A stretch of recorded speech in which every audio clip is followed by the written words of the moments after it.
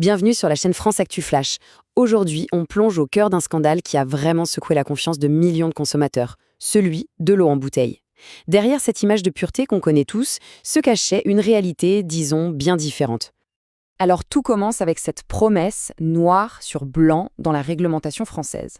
L'eau minérale naturelle qu'on achète est censée être pure, intouchée, directement de la source à la bouteille. C'est vraiment la base du contrat de confiance. Alors justement, que se passe-t-il? On va voir ensemble comment cette promesse a été brisée, comment le secret a pu être gardé aussi longtemps et surtout, quelles sont les conséquences aujourd'hui. Pour bien comprendre toute l'affaire, il faut d'abord qu'on revienne à la base de la base. C'est quoi au juste une eau minérale naturelle? Parce que ce n'est pas juste de l'eau en fait, c'est un statut juridique bien précis, l'EMN.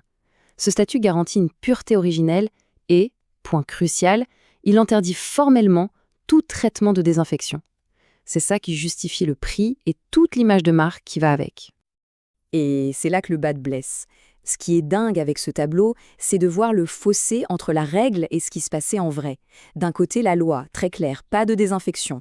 De l'autre, les enquêtes révèlent des traitements aux UV, au charbon actif. Et pour la filtration, c'est pareil. Le seuil légal est de 0,8 microns, mais en réalité, ils allient jusqu'à 0,2. Des pratiques totalement illégales pour une eau qui se dit naturelle. On est donc très loin de l'image d'Épinal, de la source qui jaillit dans la montagne. L'eau passée en fait par des systèmes de filtration industriels super complexes, comme on le voit là. Tout ça, bien sûr, dissimulé aux consommateurs, mais aussi aux autorités de contrôle, et ce pendant des années. Le plus choquant, finalement, c'est pas seulement la tromperie sur le produit en lui-même, c'est la durée et l'organisation du silence qui a plané sur toute cette affaire. Cette chronologie, elle est juste édifiante. Regardez bien. Nestlé informe le gouvernement dès août 2021. Et que se passe-t-il? Eh bien, la décision est prise de garder l'affaire confidentielle. Il faudra attendre janvier 2024, soit près de 2 ans et demi plus tard, pour que la presse mette tout ça sur la place publique.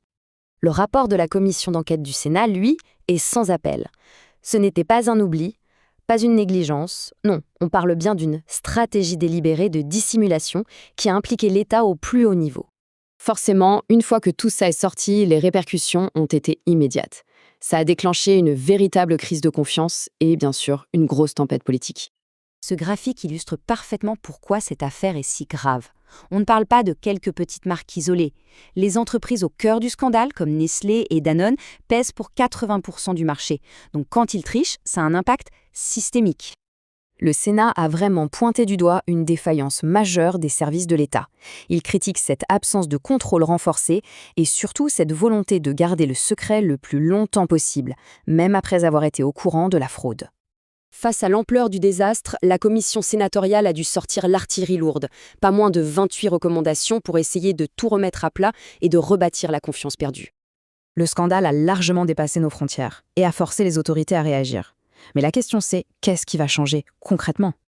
L'idée principale derrière toutes ces recommandations, c'est simple. Passer d'un système opaque à un système transparent. Plus de contrôle, une info claire sur les étiquettes, une meilleure gestion des crises. Bref, tout faire pour qu'une telle situation ne se reproduise plus jamais.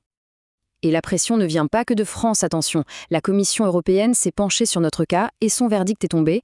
Et il est sévère. Le système de surveillance français a été jugé inefficace, ce qui confirme une défaillance réglementaire à très grande échelle. Au bout du compte, on se retrouve avec une question fondamentale, non?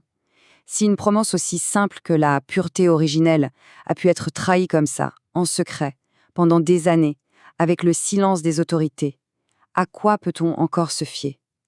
La confiance, c'est un peu comme la pureté de l'eau finalement. C'est une ressource extrêmement fragile.